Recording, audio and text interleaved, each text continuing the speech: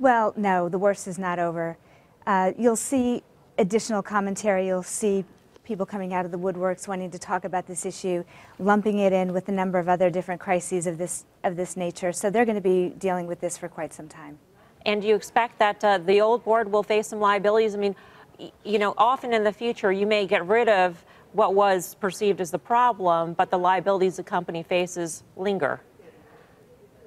This will linger, and it's going to cost them both in terms of financial remunerations that will take place. It will cost them the reputation. It will cost them viewership for some period of time.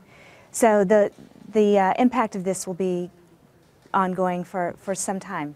Kay, speaking of the impact of this, Les Moonves is out, but he certainly wasn't the only one that's been accused of misconduct at CBS. Is there a bigger culture problem here? And what happens with the cleanup of that? Can it be done?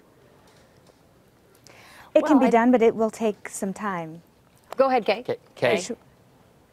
Yes, I was going to say that, yeah, I think there's going to be a cleanup for a period of time going on. I disagree that it'll affect the viewership. I don't think it'll affect the viewership of the network programming at this point in time, but it depends on who comes in to take the place for Les. Joe, of course, is going to be in the interim CEO of the company, and he's been with it a long time. I think that he has to hold the people who work for the company in place, and I think that this is a risk for CBS because they've been a top-performing network, and Les has provided that leadership to them, and people could be picked off by other networks. I mean, I'm talking about the executives who are in charge of really some of these wonderful series that CBS has. So I think that's a risk for CBS at this time.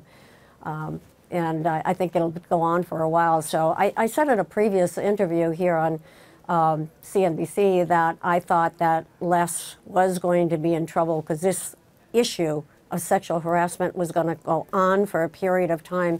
And I think that in order to clean up both the hostility between National Amusements and CBS over the structure of the company, to get that cleaned up, to replace the board members, to have new voices that will be independent, I think, in terms of the decisions that are going to be made at CBS. I think these are all very important structural issues that have been decided that are important. But from a management point of view, holding the talent in place at CBS is going to be a challenge.